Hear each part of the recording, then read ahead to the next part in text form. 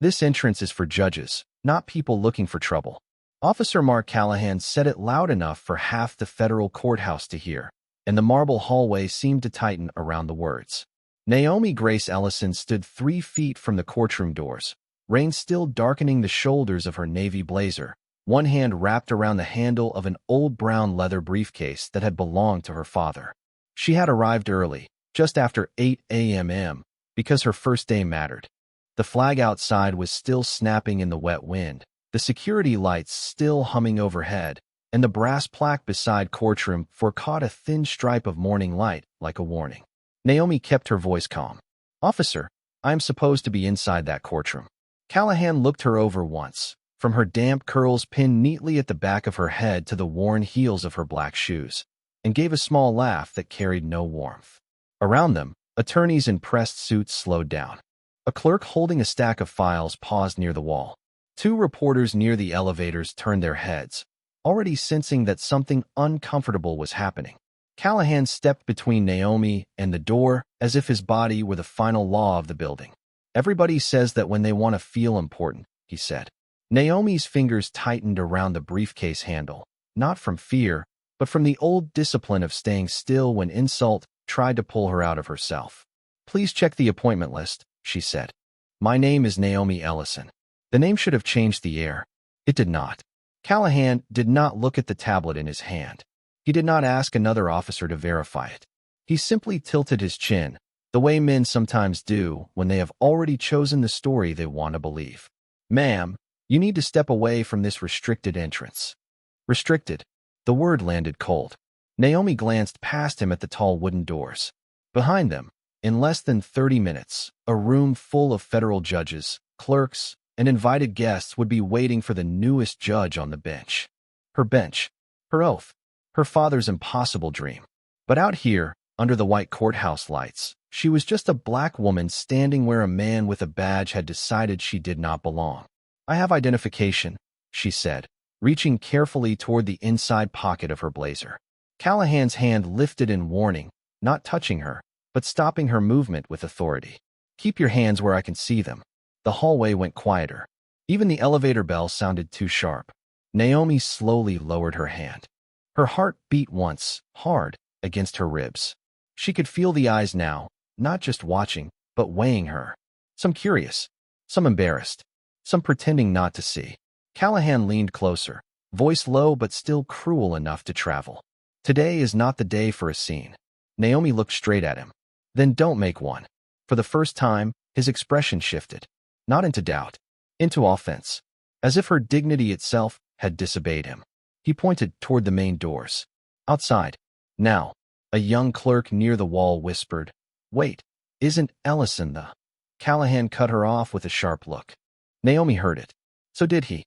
But instead of checking, instead of pausing, instead of allowing truth even 1 inch of space, he stepped aside and gestured toward the exit like she was a problem to be removed from the picture before important people arrived.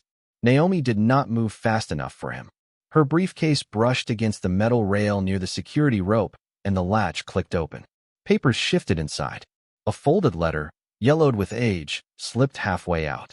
On the top line, written in her father's careful hand, were the words she had read 1,000 times. "Grace is not weakness. It is power under control." Naomi saw the ink. She saw the hallway.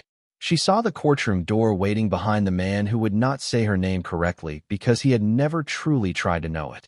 Then Callahan said, louder this time, "I said outside."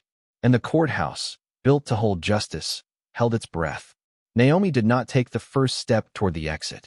For 1 quiet second, she stayed where she was, her fingers resting on the old leather briefcase, her eyes fixed on the folded letter half visible inside it. The hallway around her blurred at the edges, and the wet shine of the marble floor became something older in her mind, something warmer and poorer and more honest. She saw her father, Samuel Ellison, pushing a gray mop bucket down this same corridor 27 years ago, his work shirt pressed as neatly as any judge's robe, his hands cracked from floor cleaner and winter air. When Naomi was 8 years old, he used to bring her here on Saturday mornings because he could not afford a babysitter. She would sit on the wooden bench outside Courtroom 4 with a library book on her knees while he polished the brass handles until they reflected the ceiling lights. He never let her run in the courthouse. He never let her speak carelessly in the halls. "This place belongs to the truth," he would tell her, wiping sweat from his forehead with a blue rag.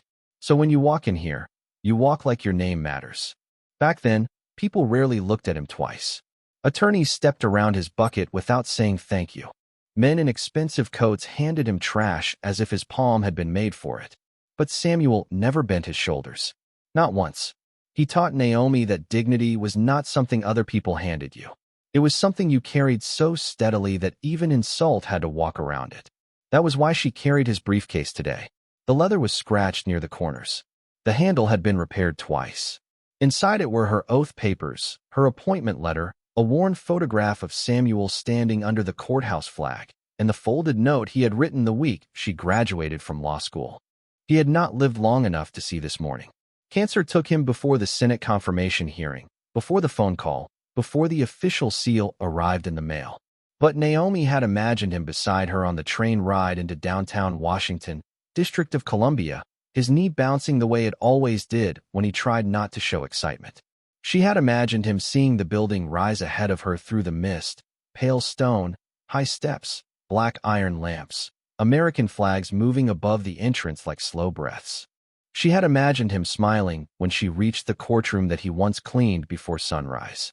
Instead, she was standing outside that door with Officer Callahan blocking her path, his badge catching the light, his mouth pressed into a line of practiced suspicion. "Ma'am," he said again, sharper now, "do not make this harder than it needs to be." Naomi lifted her gaze from the letter. Her voice stayed even.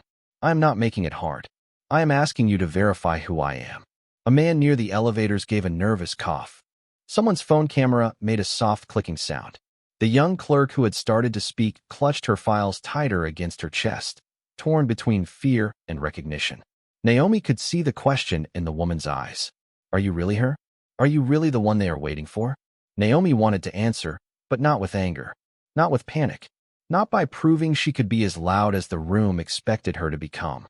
She thought of Samuel's hand resting on her shoulder the day a store manager followed them through every aisle for no reason except the color of their skin. She had been 13 and furious, burning with the unfairness of it. Her father had bought exactly what they came for, counted his change slowly, thanked the cashier, and outside, under the buzzing parking lot lights, told her, "Baby, calm is not surrender. Calm is a witness." Now, years later, the courthouse air smelled of rain, paper, coffee, wool coats, and polished stone. Naomi breathed it in. She was not the frightened child on the bench anymore. She was not only Samuel Ellison's daughter. She was a federal judge standing 3 feet from the room where her oath would be spoken.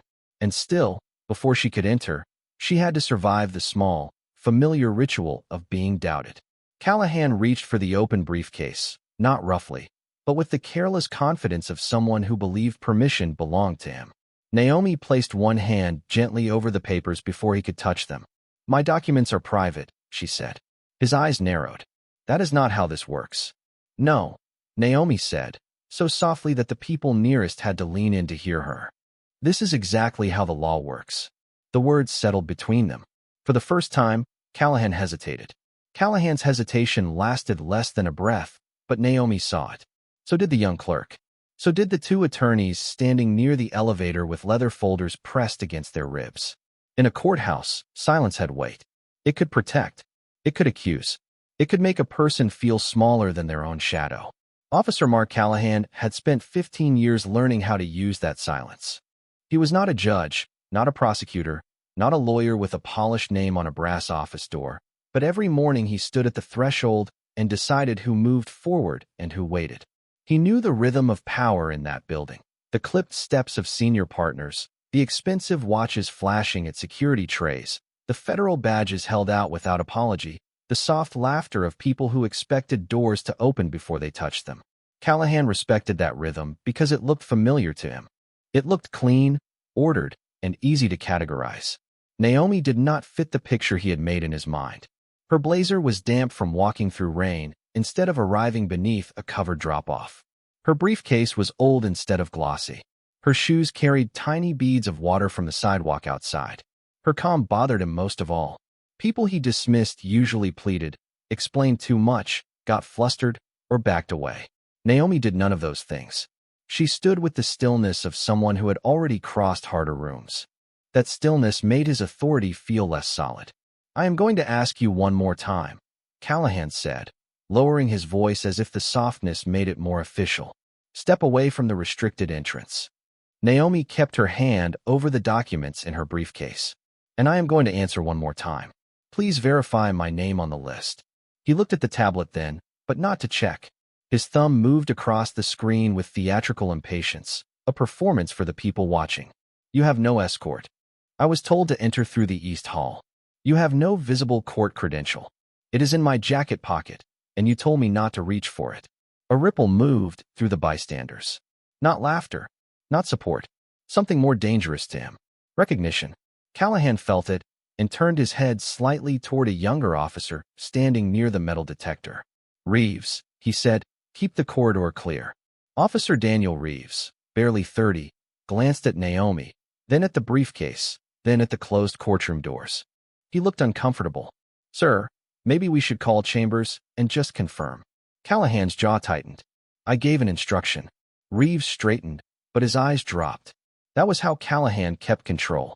Not by shouting every time, but by making everyone around him calculate the cost of disagreeing.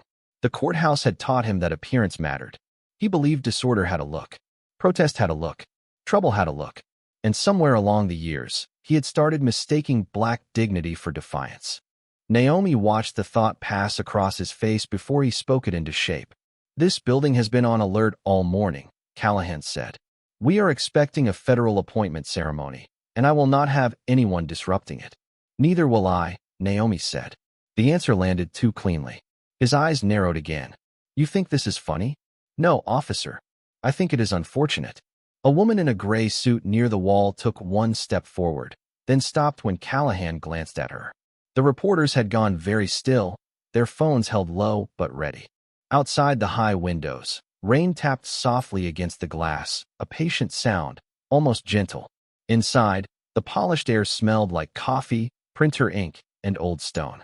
Callahan adjusted the radio clipped to his shoulder, though no call had come through. He needed the gesture. It reminded everyone he had tools, procedures, backup, a system behind him. Naomi had only her name, her papers, and the quiet inheritance of a man who once cleaned these floors. "You people always want an exception," he muttered. It was not loud. It did not need to be. The hallway heard it anyway. Naomi's face changed by almost nothing, but something colder entered her eyes. The young clerk inhaled sharply. Officer Reeves looked down at the floor. Callahan realized too late that he had said the hidden part aloud. Naomi closed the briefcase with a soft click. "Officer Callahan," she said, reading his name from the badge on his chest. "There is still time to correct this." For a second, the building seemed to give him that chance. The courtroom doors remained closed. The appointment list remained unchecked. The truth waited only a few feet away.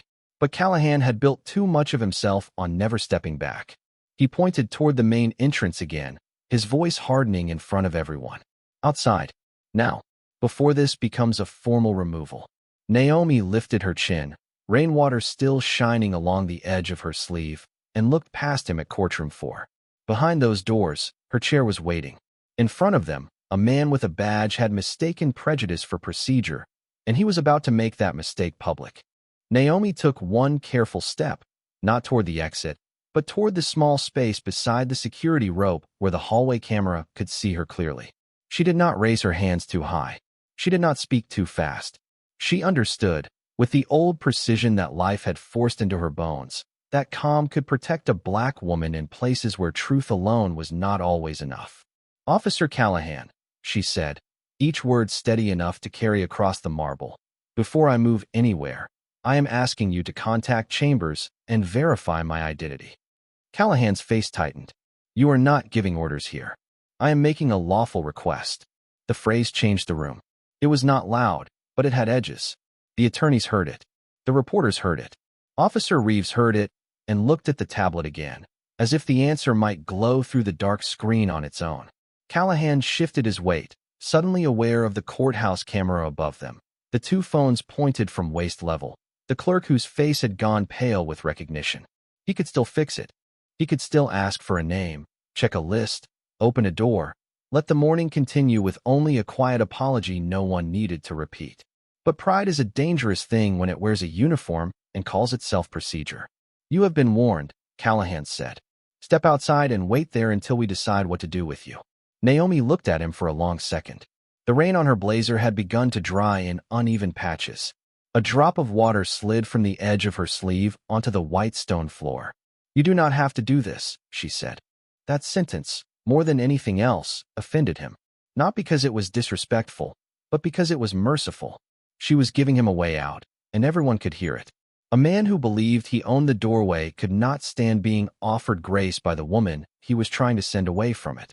"Reeves," Callahan said without looking back, "open the front doors." Reeves hesitated. "Sir." "Now." The younger officer moved toward the entrance with visible reluctance, his shoes making soft rubber sounds against the polished floor. The tall glass doors opened, and a breath of wet May air rolled into the hall, carrying the smell of rain, traffic, and damp wool coats. Naomi glanced outside. The courthouse steps fell wide and gray beneath the stormy morning, slick with water, bordered by black railings and stone lions darkened by the weather. Beyond them, traffic crawled along the avenue, headlights blurred in the drizzle. She had walked those steps with her father once, holding his calloused hand, asking why the building was so big. "Because justice must have room for everybody," Samuel had told her. Now the same building seemed to be pushing her out before she could take her oath inside it. Naomi bent slightly and picked up the folded letter from her briefcase. She placed it back with the appointment papers, closed the latch, and held the bag at her side. Her movements were slow, deliberate, dignified. She would not give Callahan the scene he wanted. She would not let the hallway remember her as frantic. If anyone watched this moment later, they would see exactly who had brought disorder into a house of law. "I will step outside," she said, "under protest, and I want the record to show that I requested verification multiple times." One of the reporters whispered, "Did she just say under protest?" An older attorney near the elevator nodded faintly, almost to himself, as if he had finally understood the shape of the mistake happening in front of him. Callahan gestured toward the door. "Move." Naomi walked. Not quickly, not slowly. Each step made a clean sound in the corridor. The briefcase brushed against her leg.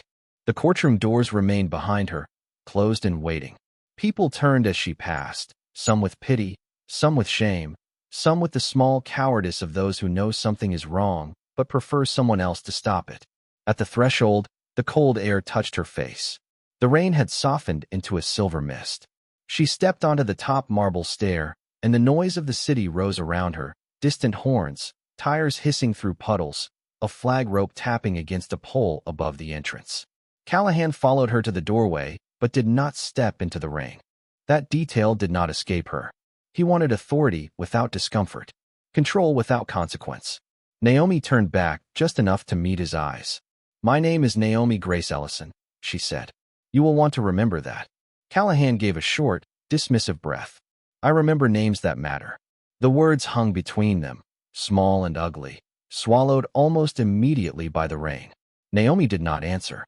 She looked down at her father's briefcase, at the worn leather darkening under the mist, and her thumb found the old scratch near the handle, the one Samuel had made years ago when he caught it on a courthouse bench. Inside, her oath waited. Inside, her robe waited. Inside, the truth waited with a room full of people who had not yet realized the ceremony could not begin without the woman standing outside in the rain. For several seconds, Naomi stood alone on the courthouse steps while the rain gathered in tiny silver beads along the shoulders of her blazer. Behind her, through the glass doors, she could see the hallway continuing without her, people shifting in place, faces turned toward the scene as if watching from the safe side of an invisible wall. Officer Callahan remained under the shelter of the entrance, dry, stiff, and certain he had restored order. But order did not feel like this. Order did not leave a woman appointed to uphold the Constitution standing outside her own courtroom while her name waited on the official program inside. Naomi drew a slow breath and tasted rain on the air, cool and metallic. The city moved below her in blurred motion, yellow cabs rolling past, a delivery truck idling near the curb, pedestrians hurrying under black umbrellas. No one out there knew that history had paused on the top step of a federal courthouse. No one knew that the woman standing in the mist had spent 17 years climbing toward a door that had just been closed in her face. Through the glass, Callahan spoke into his shoulder radio, his expression tight with performance. "Unverified individual removed from restricted corridor," he said, loud enough for nearby staff to hear. Naomi heard it too. Unverified individual removed. 3 clean words to cover one ugly decision. Officer Reeves stood near the metal detector, no longer pretending to be comfortable. His eyes kept moving from Naomi to the tablet in Callahan's hand. Finally, he said softly, "Sir, Chambers has called twice. They are asking why Judge Ellison has not arrived." Callahan did not answer right away. The words reached him, but pride moved faster than understanding. "Then tell them we are securing the entrance." "Sir," Reeves said, voice lower now. The name she gave was Ellison. The hallway seemed to shift. The young clerk near the wall stepped forward again, this time with more courage than before. "Officer Callahan," she said, "I printed the ceremony materials this morning. The new judge's full name is Naomi Grace Ellison." Callahan turned on her, but his expression had lost its sharp edge. Something uncertain had cracked through it. "That does not mean it is her. She tried to show you identification," the clerk replied. Her voice trembled, but she did not step back. "You stopped her." A reporter near the elevator lowered his phone just enough to whisper to another reporter, "This is going to be a problem." Callahan heard that too. His hand tightened around the tablet. For the first time, he actually looked at the appointment list. His thumb moved once. Then again. Naomi watched him through the glass as the color began to drain from his face. There it was, glowing on the screen he had refused to read. Honorable Naomi Grace Ellison, Federal Appointment Ceremony, Courtroom 4, Arrival through East Hall, 8 o'clock a.m. Next to the name was the official photograph. Same face, same calm eyes, same navy blazer, same woman standing outside in the rain because he had decided she could not possibly be who she said she was. Callahan looked up. Their eyes met through the glass. Naomi did not smile. She did not lift her chin in victory. She simply stood there with her father's briefcase held at her side, water darkening the leather, the folded letter inside pressed safely against her oath papers. That silence punished him more than anger would have. Inside, Reeves reached for the door. "I am going to bring her back in." Callahan's mouth opened, but no instruction came out. Before Reeves could move, the doors at the far end of the hallway swung open. A line of clerks emerged first, then 2 marshals in formal dress, then Chief Judge Richard Whitmore in a black robe, his silver hair bright beneath the courthouse lights. He stopped when he saw the frozen hallway, the phones, the scattered faces, and then Naomi beyond the glass in the rain.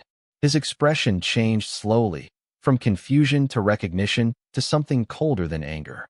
"Why?" he asked, each word landing with the weight of the bench itself. "Is Judge Ellison outside?" No one answered. Even the building seemed afraid to breathe. Callahan turned toward the chief judge, then back toward Naomi, and in that terrible pause, every careless word he had spoken returned to him. "This entrance is for judges. You people always want an exception. I remember names that matter." Naomi heard none of them now. She only heard the rain, the flag rope tapping above her, and her father's voice from years ago telling her that justice must have room for everybody. Chief Judge Whitmore walked toward the glass doors himself, not waiting for permission, not asking security to handle it. His robe moved behind him like a shadow crossing polished stone. When he reached the entrance, Reeves opened the door, and the cold, wet air rushed back into the courthouse. Whitmore stepped onto the top stair and faced Naomi with the respect Callahan had denied her. "Judge Ellison," he said quietly, but the whole hallway heard it. "We have been waiting for you." Chief Judge Whitmore stood in the open doorway with the rain touching the edge of his robe, and for a moment, no one moved. Naomi looked at him, then passed him into the courthouse where every face had gone still. The same people who had watched her being sent out now watched her being invited back in, and the silence between those 2 moments was so deep it seemed to press against the glass walls. Whitmore lowered his gaze to the old leather briefcase in her hand. Recognition softened his face. "Samuel's briefcase," he said. Naomi's fingers tightened around the handle. Yes, sir. The chief judge nodded once, slowly, as if the name carried history the hallway had forgotten. Your father used to leave the east corridor cleaner than any place in this building, he said.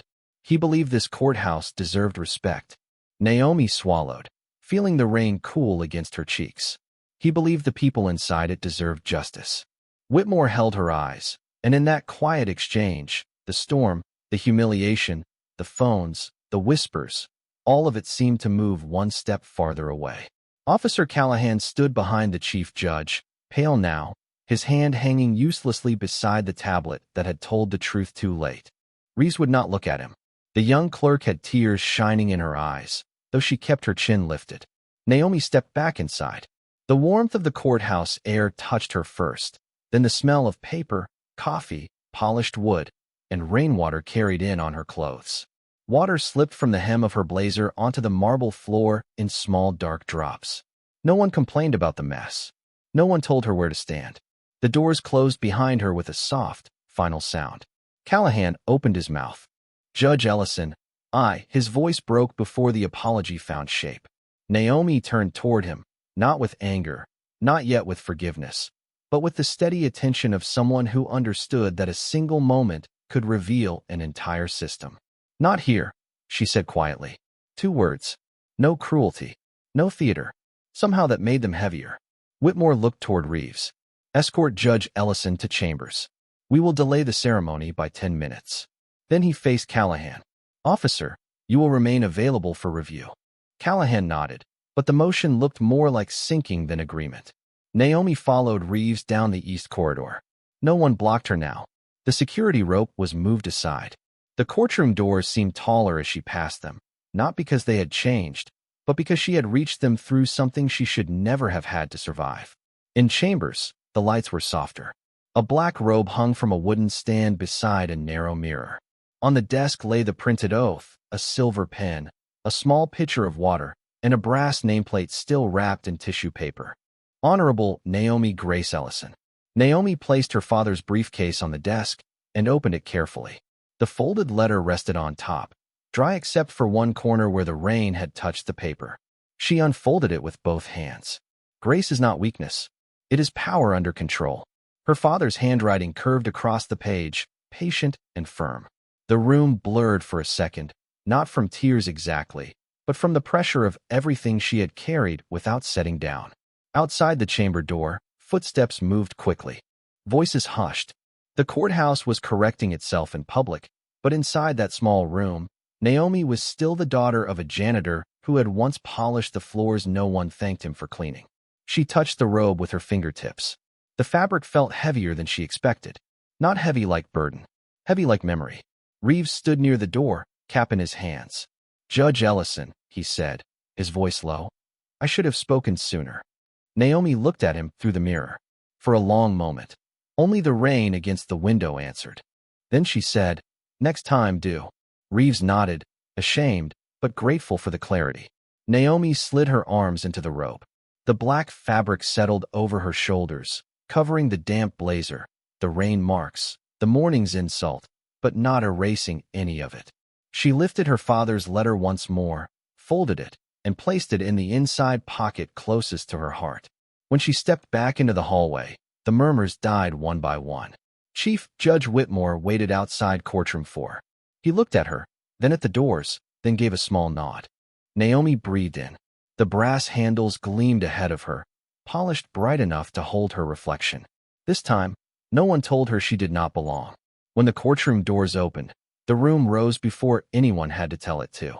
The sound came in layers, first the scrape of wooden benches, then the rustle of suits and wool coats, then the sudden stillness of people realizing they were witnessing more than a ceremony. Naomi Grace Ellison stepped inside beside Chief Judge Whitmore. Her black robe settled over her shoulders, her father's letter folded inside the pocket closest to her heart. The courtroom looked different from this side of the threshold. Higher, warmer, almost alive. Sunlight pressed through the tall windows and fell across the polished floor in pale gold rectangles, touching the counsel tables, the witness stand, the seal behind the bench. Naomi saw the faces turned toward her, judges, Clerks, attorneys, law students, reporters, and staff members who had gathered to welcome the newest federal judge.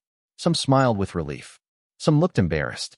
Some stared at the rain still shining faintly along the ends of her hair. At the back of the room, Officer Callahan stood near the wall with his cap held against his chest, no longer guarding a door, no longer shaping the space with his voice. He looked smaller there, not because anyone had diminished him, but because truth had finally taken up the room he once believed belonged to him. Whitmore walked to the front and placed a hand on the bench. "Ladies and gentlemen," he said, his voice measured but thick with something restrained, "we apologize for the delay." No one moved. "This morning," he continued, "Judge Ellison was prevented from entering the courtroom where she was scheduled to take her oath. That should not have happened. It will be addressed." A quiet wave passed through the benches, not noise exactly, but the collective breath of people understanding the full meaning of what they had seen in the hallway. Naomi kept her eyes forward. She had not asked for her first moment in the courtroom to begin with public shame. She had not wanted her name introduced through correction. But she also knew that silence, when used to hide harm, could become another locked door. Whitmore turned toward her. "Judge Ellison, are you ready?" Naomi looked at the bench.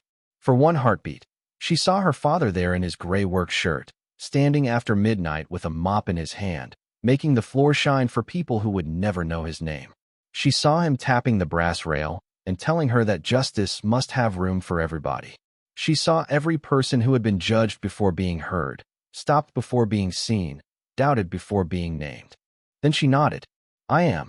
The oath was read slowly. Naomi repeated each line with a voice that did not tremble. "To support and defend. To bear true faith.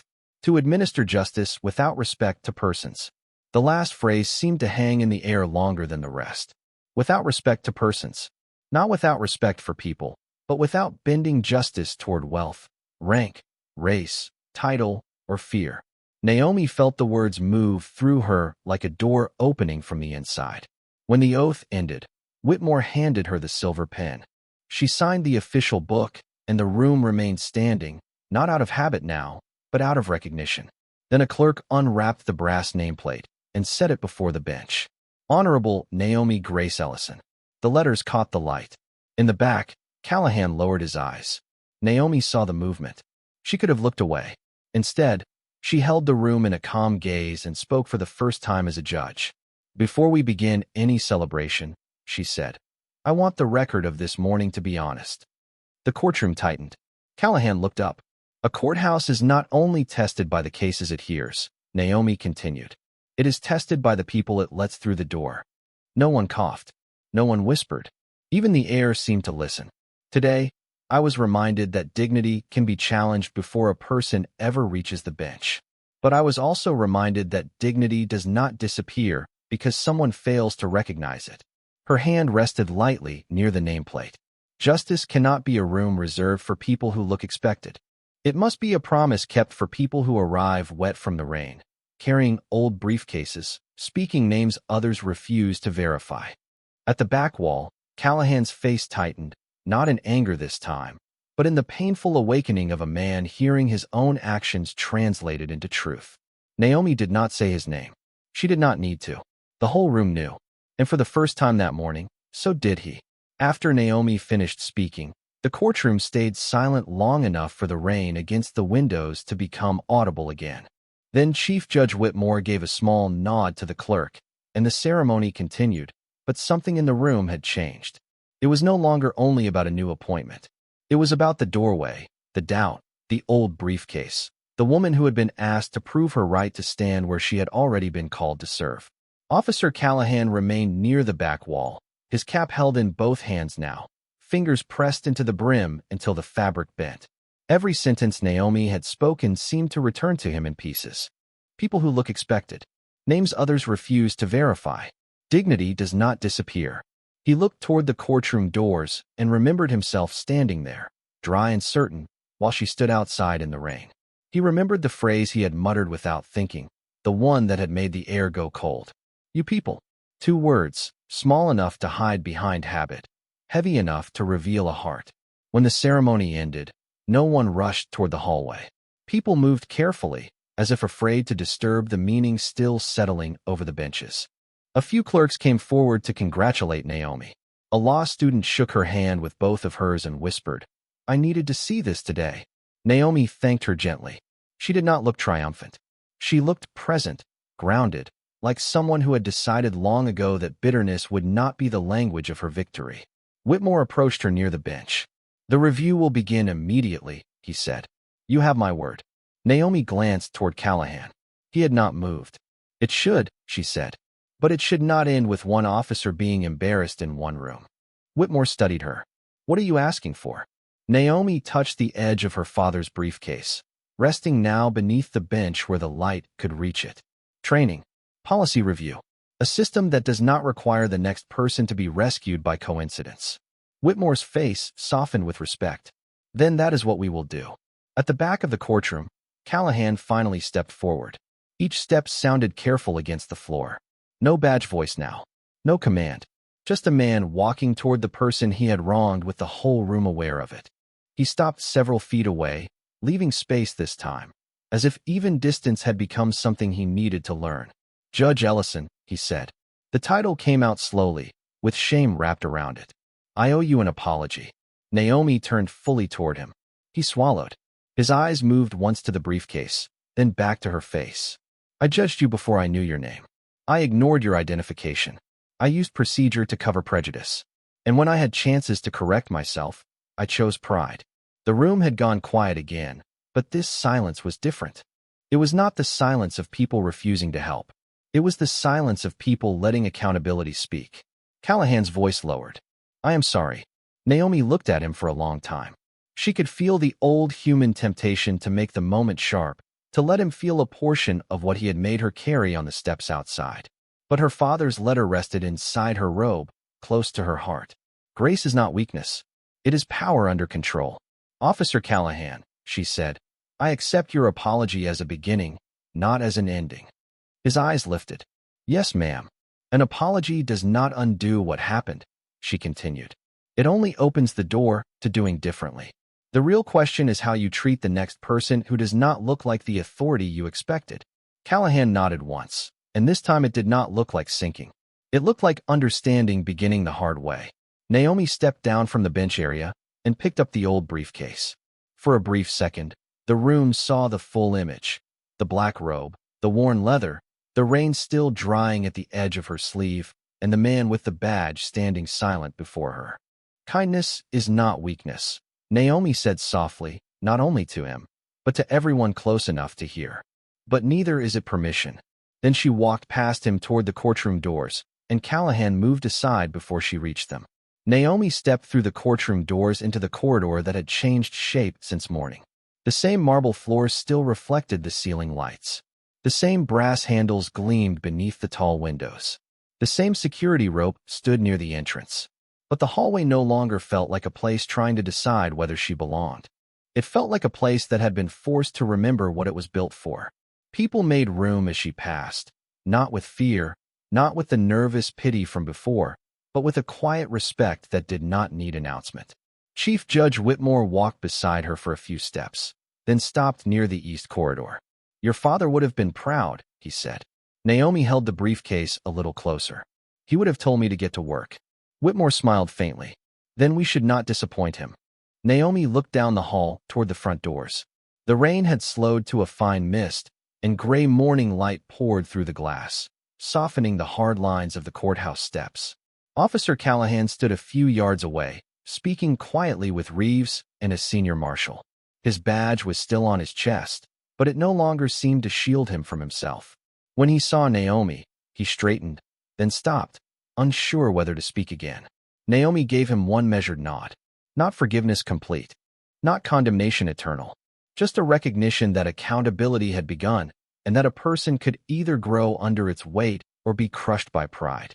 Callahan lowered his eyes. Reeves looked at Naomi with something like gratitude, though he said nothing. This time, his silence was not cowardice. It was listening. Naomi continued to chambers, where the silver pen still rested beside the oath book and the robe stand stood empty. She placed her father's briefcase on the desk and opened it one final time. The letter lay inside, its rain-marked corner now dry. She unfolded it carefully, reading the sentence again as if her father had written it for this exact morning. Grace is not weakness. It is power under control. She pressed the paper flat with her palm, then placed it beneath the brass nameplate that a clerk had brought in after the ceremony. Honorable Naomi Grace Ellison.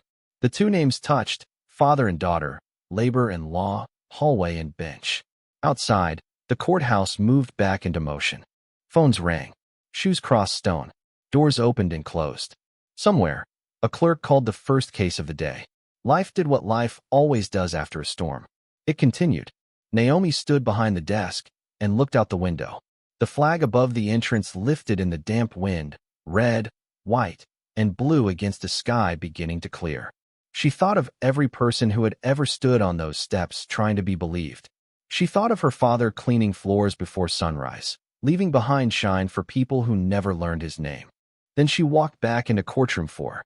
The room rose again, but this time she did not pause at the sound. She moved to the bench, set the old briefcase beneath it, and sat. The chair felt steady beneath her. The nameplate caught the light. At the back of the room, Callahan stood in the doorway, cap in hand, watching silently as the woman he had tried to send away became the voice everyone now waited to hear. Naomi picked up the gavel. For one breath, she held it above the wood, not as a weapon, not as a symbol of revenge, but as a promise. Then she brought it down once. The sound was small, clean, and final. No one spoke. No one needed to. In that stillness, justice did not roar. It simply entered the room and stayed.